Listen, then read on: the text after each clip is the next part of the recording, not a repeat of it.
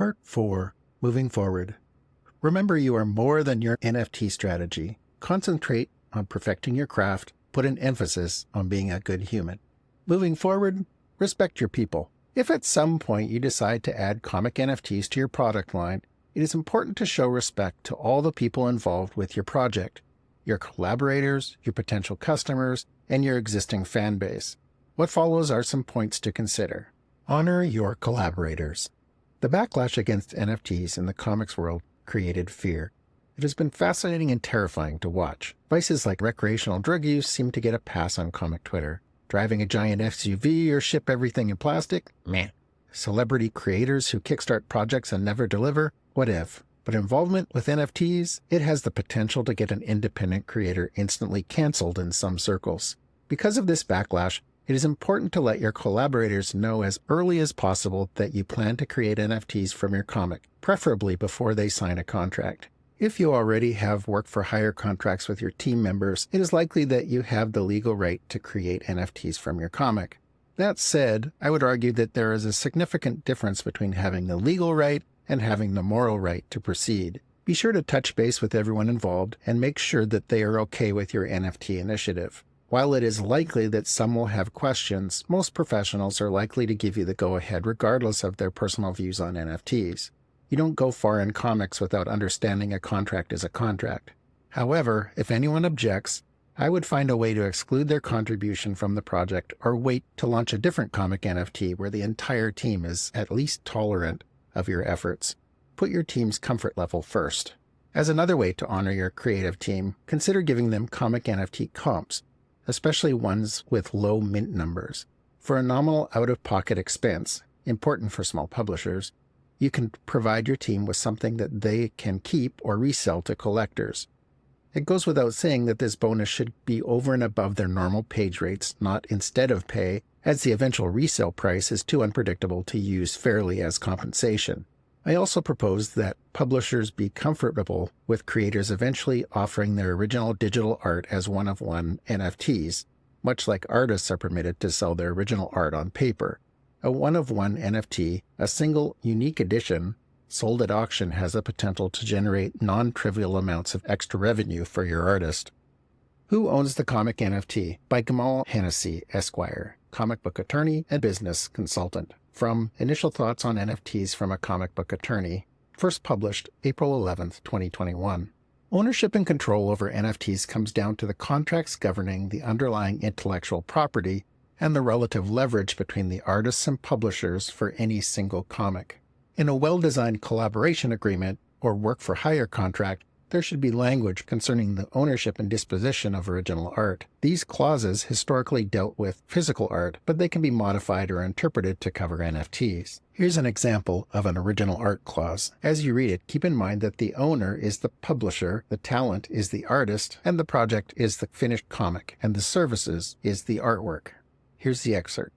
The parties agree that owner shall own all of the services. Any original physical artwork created under this agreement shall be owned by talent. Talent may utilize up to 4 pages of the services in their professional portfolio or any marketing, advertising, or other display of the services after the commercial release of the project. Talent may not use any aspect of the project to create additional materials not authorized or approved by owner. This paragraph attempts to achieve 4 goals. First, it designates that the publisher owns the pages produced by the artist. Second, it designates that the physical artwork, if there is any, is owned by the artist. Third, it allows the artist to use a portion of the pages to get more gigs after the comic is released, to avoid spoilers. Finally, it prohibits the artist from making and selling things without the approval of the publisher. The last sentence can be used to effectively prohibit the creation of an NFT if the NFT is determined to be additional materials. This is an example of an original art clause, but the contents of this clause can vary wildly based on the relative power of the people signing the contract. For example, an artist with enough leverage could have the word physical removed from the second sentence, giving her the potential to sell NFTs. Leverage is defined as the power one side has over the other side in the pursuit of their interests. Companies like DC are using their leverage to shut down creators' attempts to generate revenue from NFTs that include DC characters. On the other end of the spectrum, publishers like AWA are coming out in favor of artists generating revenue from NFTs. The difference in position could be based on a dissimilar corporate philosophy, or in the disparity in the market share and popularity between the company's characters, or a host of other reasons. In any event, artists who plan on selling NFTs will have to consider which publishers they work with and what they agree to in their contracts before they start selling. Please note, this is not a substitute for legal advice. If you have an issue with your comic property, discuss it with a qualified contract attorney or contact C3 for a free consultation. Honor your pre-customers. Your goal should be to attract as many people to your comic as possible, but how you treat your potential customers before they buy can have an impact on their long-term loyalty. Treat pre-customers well. Be clear about IP. Get in the habit of creating and linking to an end-user licensing agreement in the metadata of your NFTs. Your end-user licensing agreement needs to specify exactly what rights the customer gets when they own your comic NFT. Kamal Hennessy, Esquire, takes this even further. Quote, "It might make more sense to explain what rights are being transferred upfront in the description of the NFT." Unquote. For example, this might include the project marketing materials, website facts section, etc. Be as clear as you can as often as you can. Yes, your customer can resell the NFT, but do they get intellectual property rights to the content? Are these rights exclusive to the holder or shared with the original creator? And be sure you have those rights to give. If the well-publicized Dune NFT debacle taught us anything, it is that it is possible for creators to assume that they have more rights to something than they truly do. Having a lawyer do an IP review and create an end-user licensing agreement for your NFT will help ensure you only promise things that you can legitimately offer.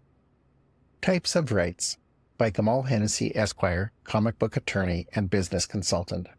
From Get What You Give, Rights and Revenue in Creative Contracts, December 7, 2015.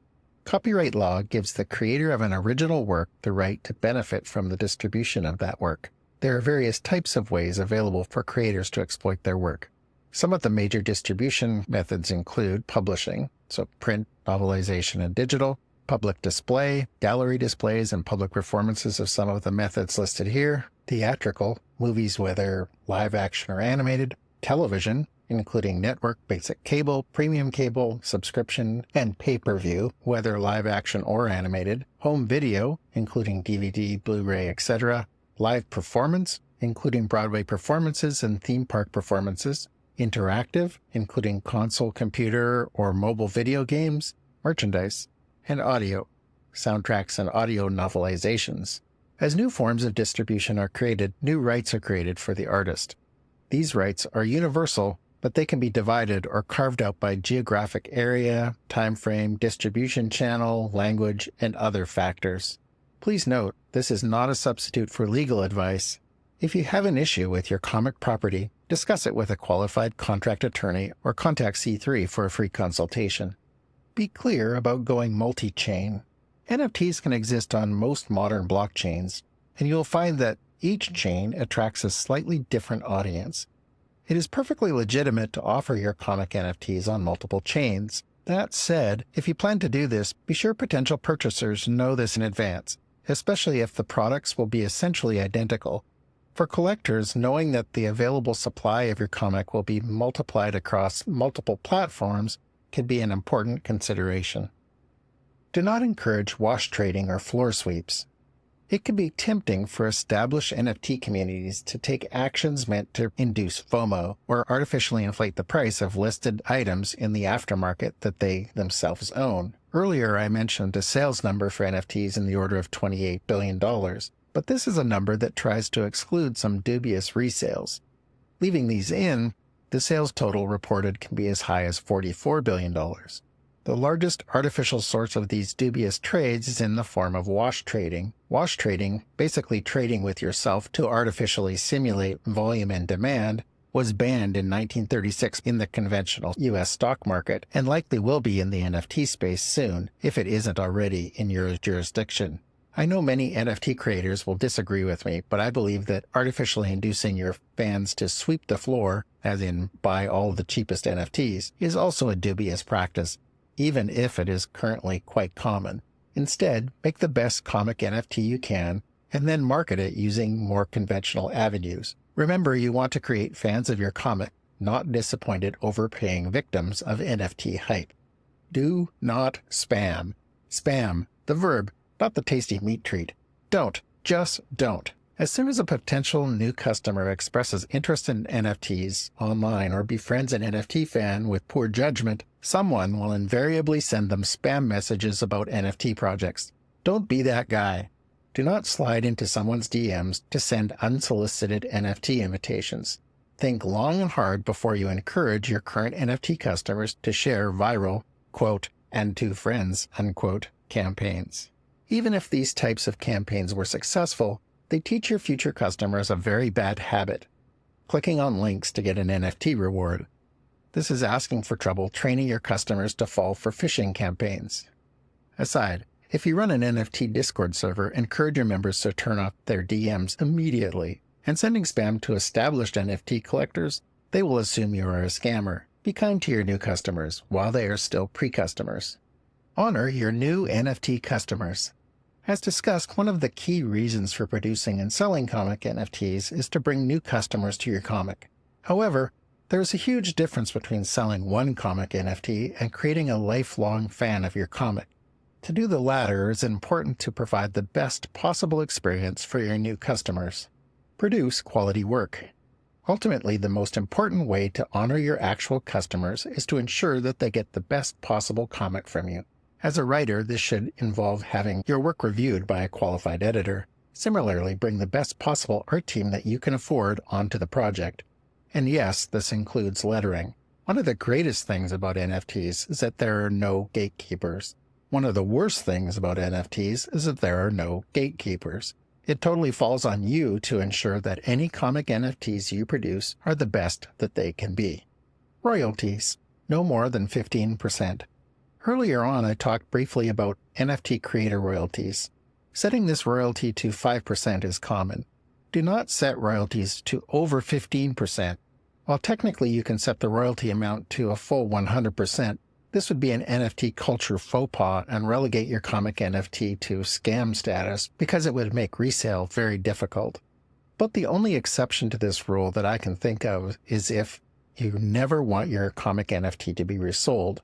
In that case, the royalty of 100% might make sense, but you would need to be very clear about this up front, posting a warning in the metadata. Under-promise, over-deliver.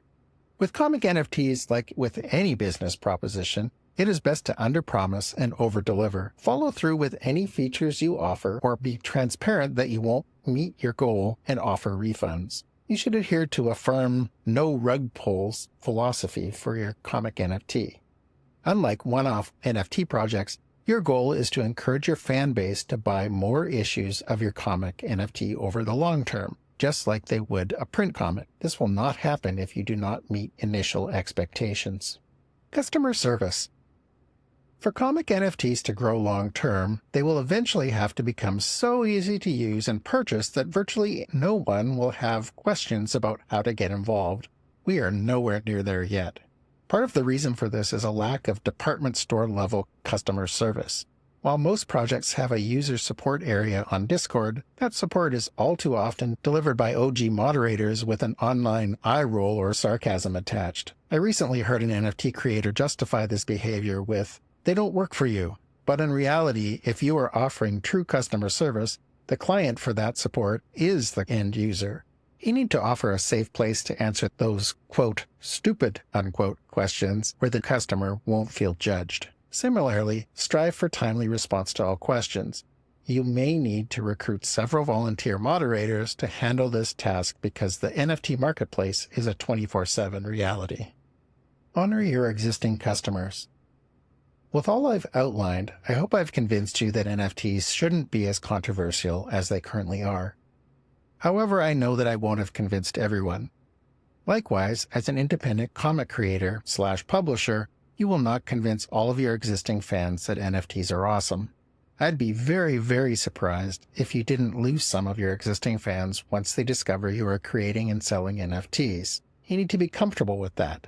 Hopefully with marketing and a good product, The net benefit of NFTs will make those losses acceptable. In the long term, with education and your pursuit of an ethical approach to creating NFTs, hopefully some of them will come back. In the meantime, it's important to be gracious. What does that look like? Consider letting your existing fans go NFT free. As a non-drinker, I'd be really annoyed if all of a sudden a newsletter from my favorite comic writer was about nothing but craft whiskey. An occasional mention would be totally okay. As excited as you might be about NFTs, take the latter approach to address your existing fan base. Frankly, in these early days, I would consider splitting your messaging, making an NFT project-specific mailing list for those interested in comic NFTs. It's one of the reasons writing this book was so important to me. It will allow me to stop talking about them as much as I have. Sorry, comic peers, I know it's been annoying. Now I can just point people to this source instead of trying to explain myself to everyone and anyone who will listen. Remember, you are more than your NFT strategy. Concentrate on perfecting your craft. Put an emphasis on being a good human. In the end, your comics and career will be better for it.